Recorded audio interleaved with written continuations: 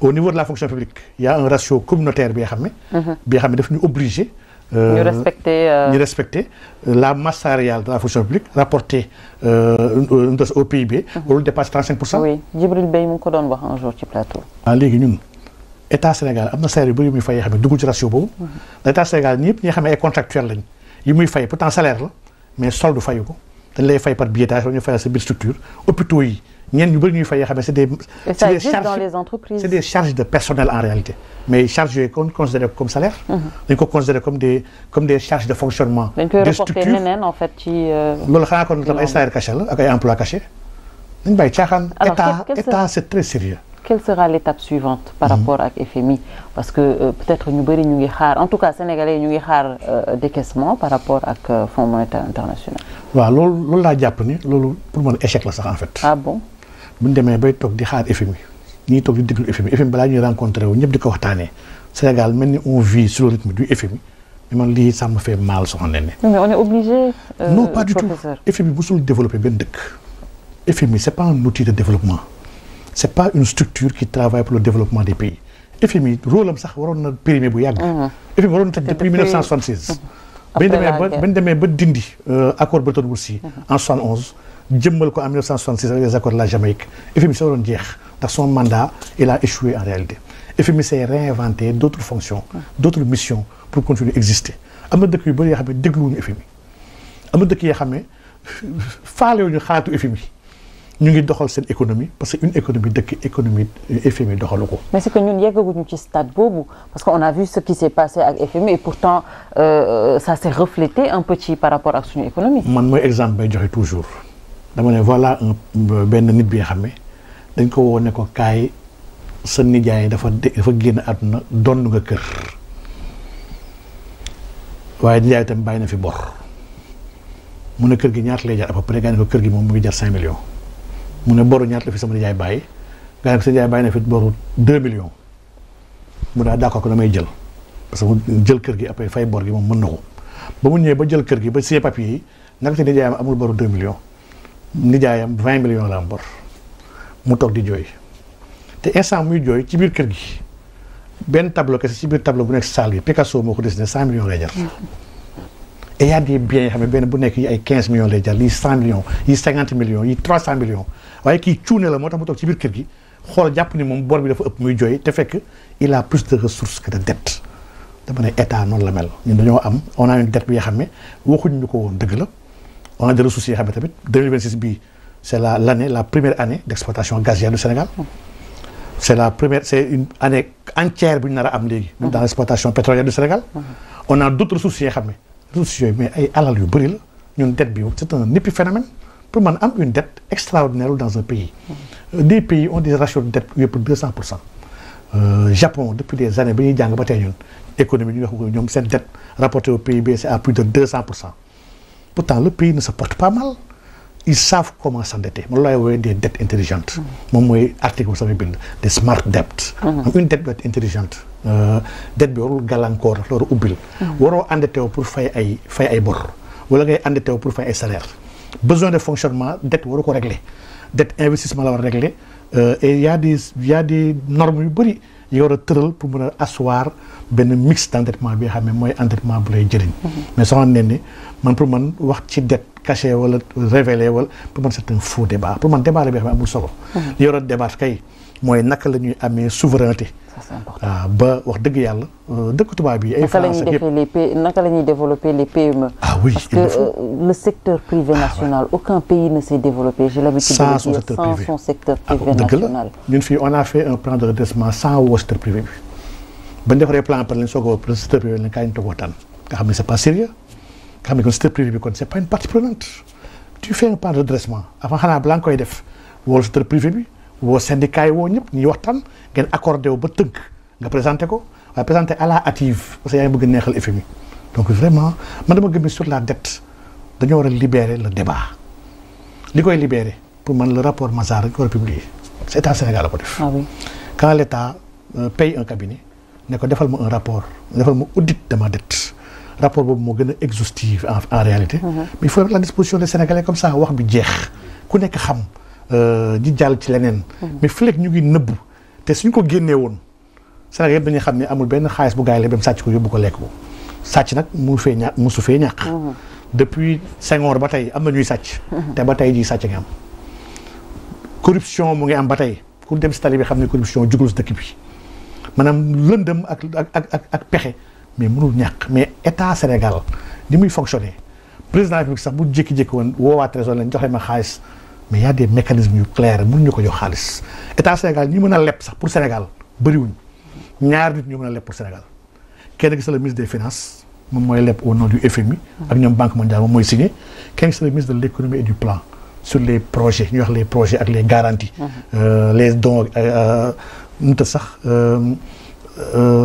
accompagnement yi yëpp moom moo koy signé à part ñaar ñi kenn mënul leb ci turu Sénégal donc leb Sénégal wooyee feewul nu ko gars yi yaakaaree donc est ce que ko lebee dafa am fu mu war a jaar donc y a nag des dépenses extra budgétaires yoo xam ne yàgg na fi andi problème Sénégal c'est pas la première fois question Idriss Seck ak Ablaye Wade sax lii la question extra budgétaire yi la woon su Ablaye Wade Ablaye dàq na ministre ndax lii ndax y a eu des dépassements budgétaires yoo xam ne qui n'étaient pas autorisés par le Parlement loolu c'est un fait et loolu mértéwul woon débat bu ngand bi vraiment pendant 1 an fekk problème yaa ngi gën a ngand ñii ñu ngi jooy ñii ñu ngi dee gaal gaa ñu ko na dem ba tey. En parlant justement de ces problèmes bëgg nañ yow en tant que acteur politique bien sûr nga revenir si un peu par rapport ak problème yooyu Sénégalais di jonkote te bu ci gën a fës actuellement muy problème de l'électricité gis nañ premier ministre Ousmane Sonko sax annoncé réduction par rapport au coût de l'électricité c'est important ñu xam si yow ce point de vue. waaw. ak les déguerpissements parce que vous êtes un acteur politique di nga dem ci ay échéances électorales. ñaar yëpp lu am solo la. man dama gis mbiru électricité bi moom. c'est dommage ñun depuis 1 an ba tey électricité wàññeekuwul di gën a yokku. c'est dommage. dommage parce que le prix du baril 2024 bi ñu jël réew mi avril 2024 mu ngi wàññeeku boobu ba léegi te ça on l'a pas répercuté sur nos coûts muy benn. hydrocarbures yi ba ci gasoil essence sama nee na ñun bokkul ci dëkk yu gën a cher la ci sous-région bi pourtant mu ngi wàññeeku dëkk àdduna bi yëpp ba mu des si ñun donc vraiment on a un sérieux problème de gestion de la question lu laal mbiru courant ak mbiru gasoil c'est mal géré aujourd'hui question courant at bii di ñëw c'est normal dafa war a wàññeeku bi nee naa y a des facteurs extérieurs le prix du baril wàññeeku na bu yàgg on l'a pas répercuté le dollar wàññeeku na Trump veut un dollar faible pour mën a faire face à la compétitivité au niveau européen le dollar wàññeeku na boobu ba léegi kon suñu ay coûts vraiment waroon na wàññeeku mais at bi di ñëw centrale de fuel yi gars yi dañoo bëgg migrer waa Senelec vers yenn gaz yi donc fuel bi moom dafa xawoon métti si ñoom waxoon nañ depuis ay weer que 2026 dina wàññeeku donc loolu du information que dina wàññeeku 2026 c'est totalement naturel et normal mbir mi kay mooy le prix du courant du Senelec moo koy fixé c'est la CRSE moo koy fixé ñun dañoo war a am yërmande ci askan bi man dama jàpp nag ni le débat de fond si wàllu courant gi